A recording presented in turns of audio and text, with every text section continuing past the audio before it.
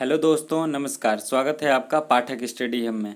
दोस्तों, आज हम टेस्ट दूसरा लगाएंगे।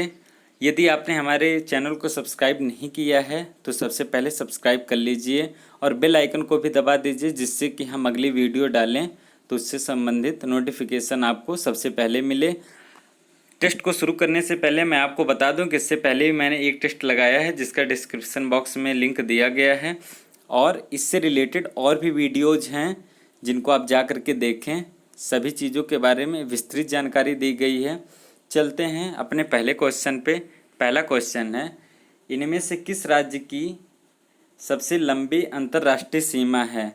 ऑप्शन में है नागालैंड, मिजोरम, अरुणाचल प्रदेश और असम। तो इसका आंसर है ऑप्शन सी, अरुणाचल प्रदेश। अब हम देखते हैं कि भारत की जो स्थलीय सीमा है बांग्लादेश, चीन, पाकिस्तान, नेपाल, म्यांमार, भूटान और अफगानिस्तान से लगी हुई है। जो विकल्प दिए गए हैं इनमें अरुणाचल प्रदेश की सीमा है, जिसकी सबसे लंबी सीमा है 1817 किलोमीटर की, जो भूटान, चीन और म्यांमार के साथ अपनी सीमा साझा करती है। मिजोरम की 828 किलोमीटर की है। असम की 530 किलोमीटर की है। नागालैंड की अंतर्राष्ट्रीय सीमा 215 किलोमीटर की है। तो इस हिसाब से ऑप्शन सी होगा। अंतर्राष्ट्रीय सीमा सबसे लंबी है, जो कि 1817 किलोमीटर की है। चलते हैं अगले क्वेश्चन पर। अगला क्वेश्चन है, इनमें से किस वस्त्र का नाम एक फ्रांसीसी वस्त्र निर्माता के नाम पर है? इसका ऑप्शन है लाइनेन, क्रेप, जॉर्जेट, शिफॉन। इसका आंसर है जॉर्जेट। जॉर्जेट वस्त्र का नाम एक फ्रांसीसी वस्त्र निर्माता के नाम पर है। जॉर्जेट एक कपड़ा है जो मूल रूप से रेशम से बना हुआ है। इसका नाम फ्रांस के dress maker Georgette de la Planete के नाम पर पड़ा हुआ है। ठीक है, तो चलते हैं अपने अगले क्वेश्चन पे। तीसरा क्वेश्चन हमारा है, सिख धर्म के संस्थापक कौन थे? इसका ऑप्शन है गुरु गोविंद सिंह, गुरु रामदास, गुरु नानक, रणजीत सिंह। तो इसका आंसर है गुरु नानक। सिख धर्म के संस्थापक गुरु नानक हैं। इनका जन्म 1469 ईस्वी में लाहौर के निकट तलवंडी में हुआ था। इनकी शिक्षाएं सिख धर्म ग्रंथ गुरु ग्रंथ साहिब में संकलित हैं। गुरु गोविंद सिंह सिखों के 10वें गुरु थे। इन्होंने 1699 में खालसा पंथ की स्थापना की थी। गुरु रामदास तीसरे गुरु थे। इन्होंने अमृत सरोवर नगर की स्थापना की थी, जो वर्तमान में अमृतसर के नाम से प्रसिद्ध है। रणजीत सिंह सिख साम्राज्य के राजा थे। इस शेर पंजाब के नाम से प्रसिद्ध थे। इतनी जानकारी इस क्वेश्चन से संबंधित है। चलते हैं अगले क्वेश्चन की तरफ। अगला क्वेश्चन है, पटना के प्रसिद्ध सुपर 30 संस्थान के संस्थापक कौन हैं, जो आर्थिक रूप से कमजोर तथा पिछड़े छात्रों को आईआईटी की कोचिंग देते हैं? तो सुप्रसिद्ध हैं, जिनका नाम है आनंद कुमार, जो कि पटना में एक कोचिंग संस्थान खोले हैं, जिसमें ये आईआईटी की प्रवेश परीक्षा की तैयारी करवाते हैं। ठीक है, ये गरीब एवं पिछड़े विद्यार्थियों को निःशुल्क प्रशिक्षण प्रदान करते हैं। अगला क्वेश्चन है, भारत में राष्ट्रीय एकता दिवस कब मनाया जाता है? तो इसका आंसर है 31 अक्टूबर। 31 अक्टूबर को भारत में राष्ट्रीय एकता दिवस मनाया जाता है। ये सरदार वल्लभ भाई पटेल की जयंती के रूप में मनाया जाता है, जबकि इसमें 30 जनवरी शहीद दिवस महात्मा गांधी की याद में, 29 अगस्त ध्यानचंद का जन्मदिन है, जिसे राष्ट्रीय खेल दिवस के रूप में मनाया जाता है, और 2 अक्टूबर महात्मा गांधी जी का जन्म दिवस है, जिसे अंतर्राष्ट्रीय अहिंसा दिवस के रूप में मनाया जाता है। इस क्वेश्चन से इतनी जानकारी मिलती है। चलते हैं अगले क्वेश्चन की तरफ। जिराफ किस देश का मूल प्राणी है? तो इसका आंसर है अफ्रीका। अफ्रीका देश का जिराफ मूल प्राणी है, और ऑस्ट्रेलिया में कंगारू सर्वाधिक पाए जाते हैं। जिराफ मूल रूप से अफ्रीका का ही जानवर है। इसका वैज्ञानिक नाम जिराफ कैमेलोपार्डेलिस है। अंतर्राष्ट्रीय प्रकृति संरक्षण संघ द्वारा इन्हें लिस्ट कंसर्न की श्रेणी में रखा गया है। चलते हैं हम अगले क्वेश्चन पे। अगला क्वेश्चन है, सूमो किस देश की एक पारंपरिक कुश्ती है? सूमो किस देश की एक पारंपरिक कुश्ती है? तो इसका आंसर है जापान। जापान की यह एक पारंपरिक कुश्ती है। यह राष्ट्रीय खेल तथा राष्ट्रीय व्यायाम भी है। इस खेल को प्राचीन काल में सुकुने नाम से जानते थे। सुकुने जापानी मल्लों के, मल्लों मतलब जो कुश्ती लड़ने वाले हैं, कि आराध्य देवता थे। ठीक है, चलते हैं अगले क्वेश्चन की तरफ। अगला क्वेश्चन है, अमीर खुसरो किसके दरबार के मुख्य कवि थे? तो अमीर खुसरो अलाउद्दीन खिलजी के दरबार के मुख्य कवि थे। इन्होंने 8 सुल्तानों का शासन देखा था। अमीर खुसरो ने 8 सुल्तानों का शासन देखा था। इनका जन्म 1253 ईस्वी में एटा उत्तर प्रदेश में हुआ था। अमीर खुसरो ने तबले का आविष्कार किया है। अमीर खुसरो ने सबसे पहले हिंदी खड़ी बोली का प्रयोग किया था, इसीलिए इन्हें तोतिए हिंद के नाम से जाना जाता है, मतलब हिंद का, हिंदुस्तान का तोता। चलते हैं अब अपने अगले क्वेश्चन पे। अगला क्वेश्चन है, इनमें से किस चिकित्सीय रोग का वर्गीकरण टाइप 1 तथा टाइप 2 में किया जाता है? तो इसका आंसर है मधुमेह। मधुमेह को ही टाइप 1 तथा टाइप 2 के श्रेणी में भी रखा गया है। जब किसी व्यक्ति के रक्त में ग्लूकोज की मात्रा सामान्य से अधिक हो जाती है, तब उस व्यक्ति को मधुमेह से ग्रसित कहा जाता है। ठीक है, और टाइप 1 क्या होता है? टाइप 1 के बारे में मैं आपको बता दूं, इसे इंसुलिन पर निर्भर रहने वाले मधुमेह भी कहे जाते हैं, टाइप 1 को। यह रोग युवा अवस्था में तेजी से उत्पन्न होता है। रोगी को बहुत तेज भूख व प्यास लगती है तथा मरीज बार बार पेशाब के लिए जाता है। और टाइप 2 इस प्रकार का मधुमेह 40 वर्ष से अधिक की आयु वाले व्यक्तियों में होता है। इस रोग से पीड़ित व्यक्ति अधिकांशतः मोटे होते हैं, ठीक है, तथा थकान का बहुत अधिक अनुभव करते हैं। इसलिए डॉक्टर अक्सर उन्हें व्यायाम करने के लिए या फिर अधिक से अधिक कार्य करने के लिए करते हैं। ठीक है, चलते हैं अपन अगले क्वेश्चन पे। अगला क्वेश्चन है, भारतीय सैन्य बलों का कमांडर इन चीफ कौन होता है? तो सैन्य बलों का, भारतीय सैन्य बलों का कमांडर इन चीफ राष्ट्रपति होता है, जो तीनों सेनाओं का प्रमुख होता है। ठीक है, तो वर्तमान में राष्ट्रपति जो हैं वो रामनाथ कोविंद हैं, जो कमांडर इन चीफ भी हैं। चलते हैं अगले क्वेश्चन पर। अगला क्वेश्चन है, इनमें से किस ग्रह की सतह ठोस नहीं है? तो इसका आंसर है बृहस्पति। बृहस्पति की सतह ठोस नहीं है। बृहस्पति सूर्य से दूरी के अनुसार 5वां तथा आकार के अनुसार सौरमंडल का सबसे बड़ा ग्रह है, और इसी का उपग्रह गैनीमेड जो सबसे बड़ा उपग्रह भी है। यहाँ गैसीय संरचना होने के कारण बृहस्पति की कोई ठोस सतह नहीं है। यह अपनी धुरी पर 10 घंटे में चक्कर लगा लेता है, और पृथ्वी अपनी धुरी पर 24 घंटे में चक्कर लगाती है। पृथ्वी पश्चिम से पूर्व की तरफ घूमती है।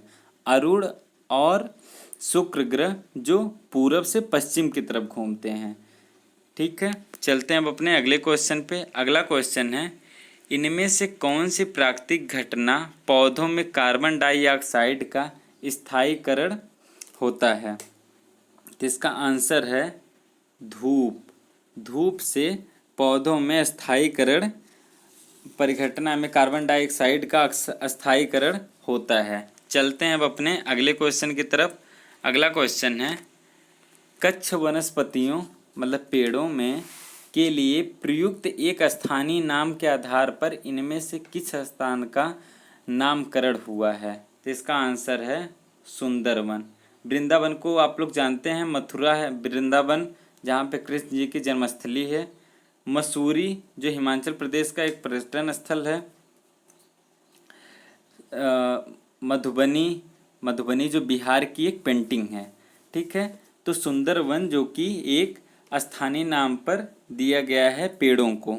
ठीक है, इसके बारे में हम जानते हैं कि सुंदरवन का नाम जो है इस क्षेत्र में बहुतायत से मिलने वाले सुंदरी मतलब मैंग्रोव की ही एक प्रजाति है जो कि वृक्षों के नाम पर पड़ा।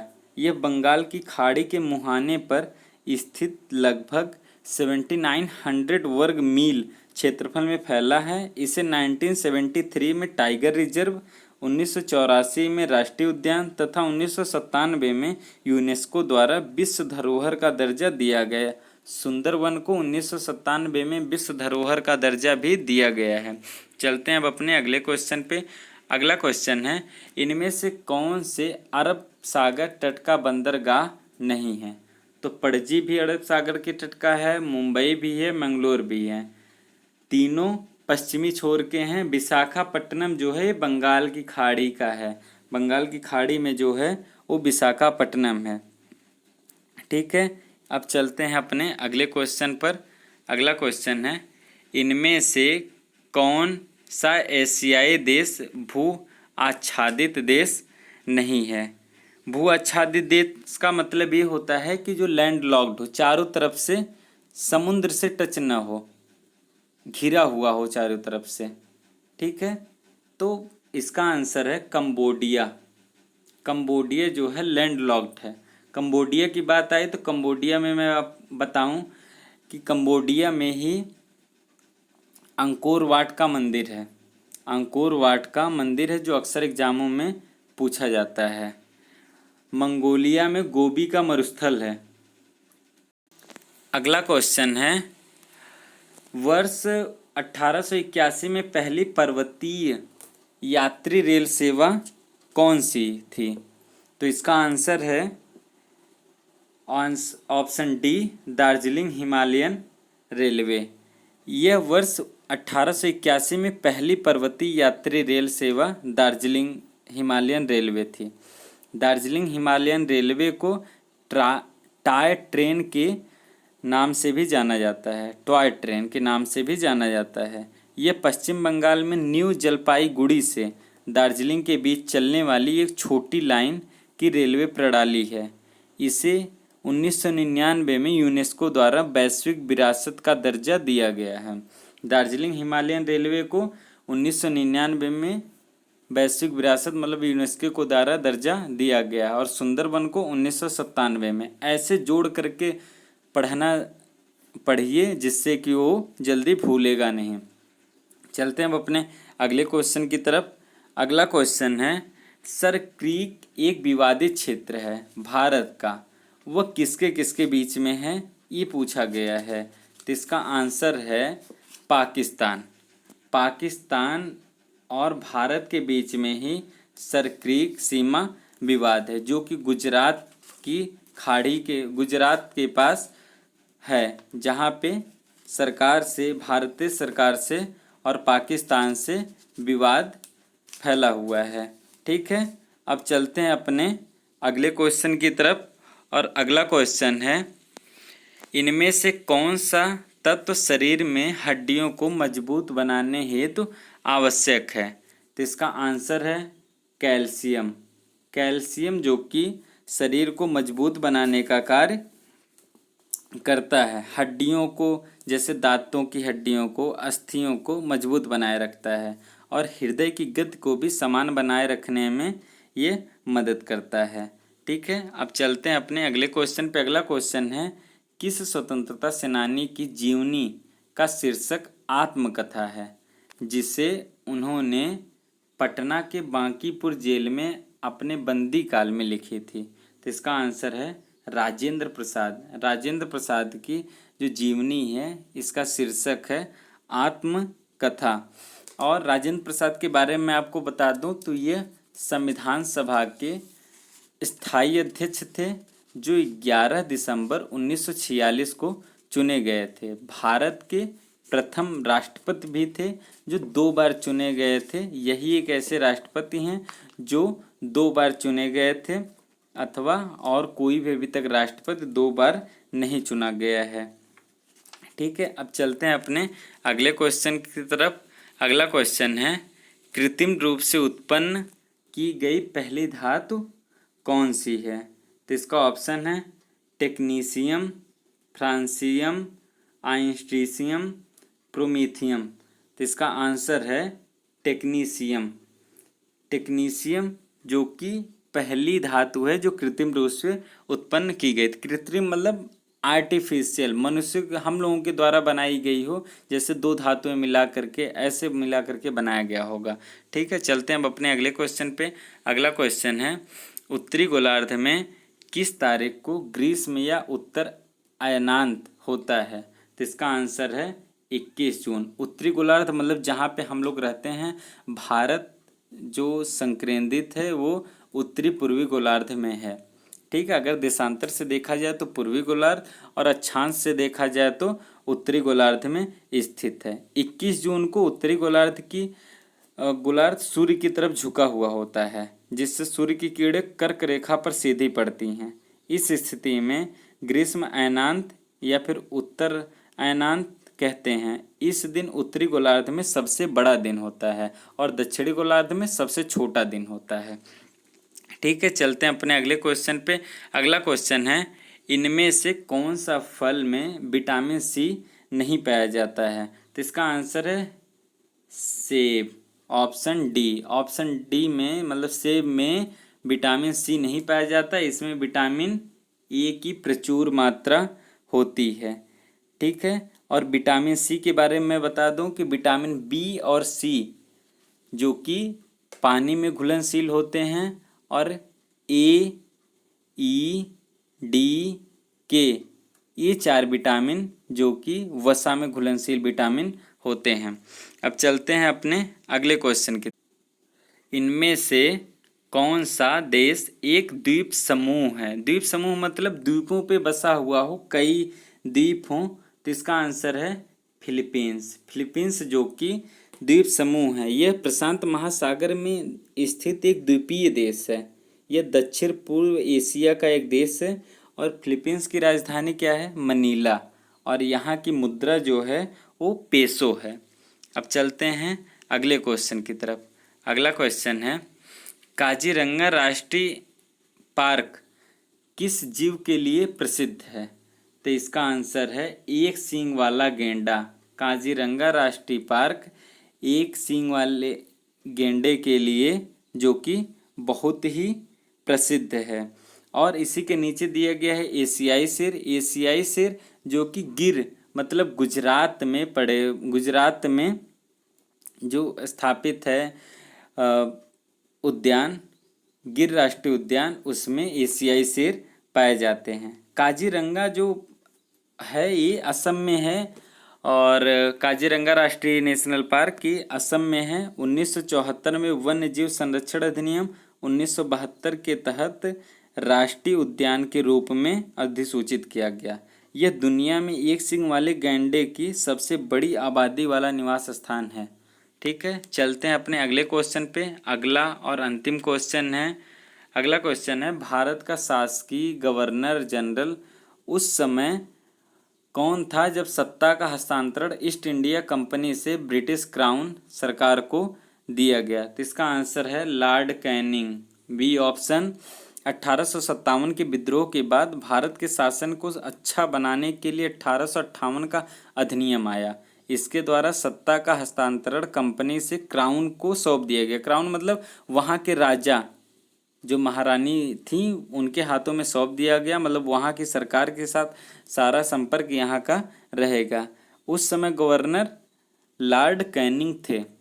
ठीक है, ये रहा आज का अंतिम क्वेश्चन। यदि ये वीडियो अच्छा लगा हो, क्वेश्चन अच्छे लगे हों तो वीडियो को लाइक करिए, चैनल को सब्सक्राइब करिए, दोस्तों को जोड़ने की कोशिश करिए और अधिक से अधिक लोगों को शेयर करिए जिससे अधिक से अधिक लोग जुड़ सकें।